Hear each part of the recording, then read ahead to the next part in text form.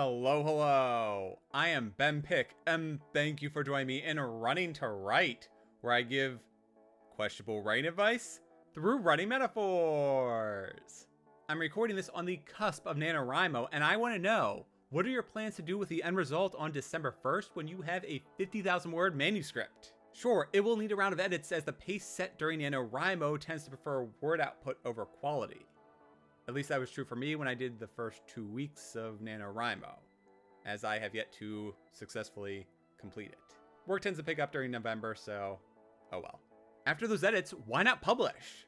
One person in my family has successfully completed NaNoWriMo multiple times, yet they're still sitting on several unpublished works.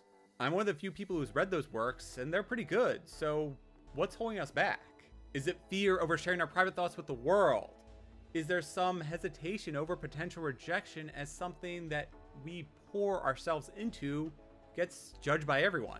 As someone who took over 10 years to publish my first novel, I have used every excuse not to hit that publish button. Some real, and far too many were manufactured in my head. I'm here to say that I wish I published sooner. Here are 5 excuses I've used and how I should have overcome them. Number 1, what if my story isn't good enough? No story is perfect. Admitting that puts us miles ahead when deciding what good enough means, when we recognize that perfection is not an option. I see things to pick apart in my stories with every read through. Other readers see different flaws. Still, if I were to try and resolve all those issues, or even the greatest ones, I would never publish. I accept and resolve to publish my stories in the best form that I can make them. That's all I can really do. I will never take another 10 years to write and publish a novel. Based on my schedule and balancing my day job, I think I can reasonably go from brainstorming to published in 2 years. My goal is to get my 3rd book to the good enough point after 2 years, and to be okay with publishing the version that I have then. Number 2, I don't know the best way to publish. Do all the research you can, but know that it still will be limited. Trust me, I made plenty of mistakes with publishing my first novel even after watching so many videos about it. And I know that I'll keep making more mistakes with every single book I publish. I took good notes to streamline my efforts between books 1 and 2, and in the 2 months since then, a lot of these systems have been updated so that the notes I took no longer apply. I didn't get it right with the first book, won't get it right with the second, and will start making all new mistakes with every book I publish after that. Though I will improve with each iteration.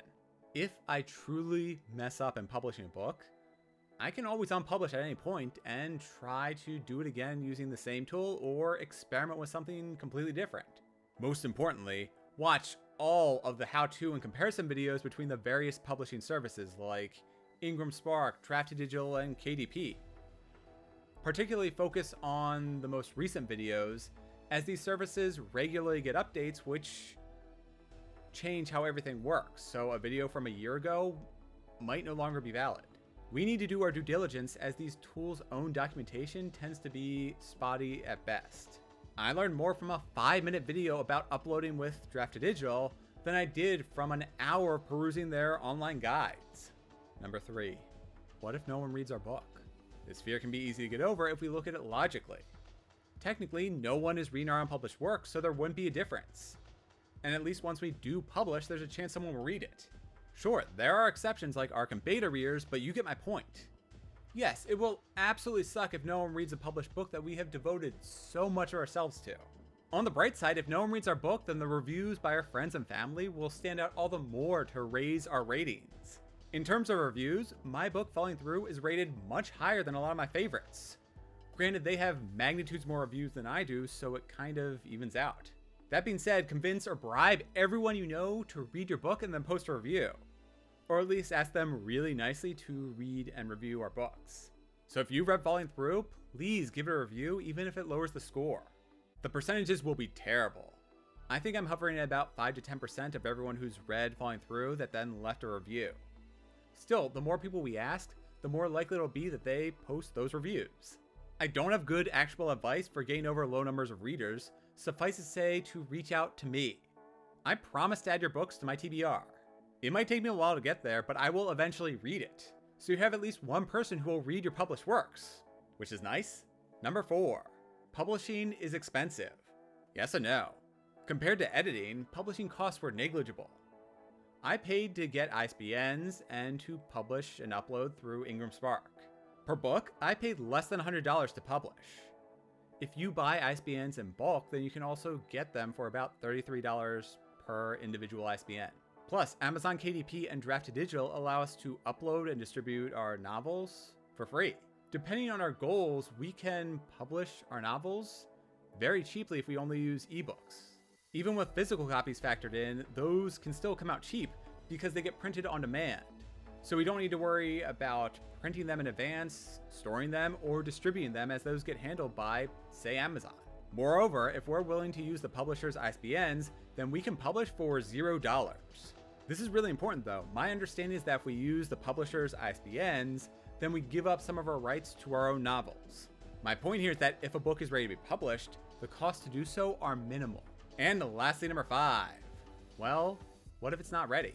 This is a tricky one, and we need to look deeply at ourselves and our stories. If a book truly isn't ready, do we have the capabilities to get it there? If we spend another 5 years to improve our story, will it be ready to be published then, or are my ambitions too high? Why not publish the novel now and start writing the next one? We naturally improve our writing skills over time, so the more we write, the better our next stories will be. Even if our first story is terrible, the next will be slightly less bad until we finally get to passable. Then we start reaching good and great territory.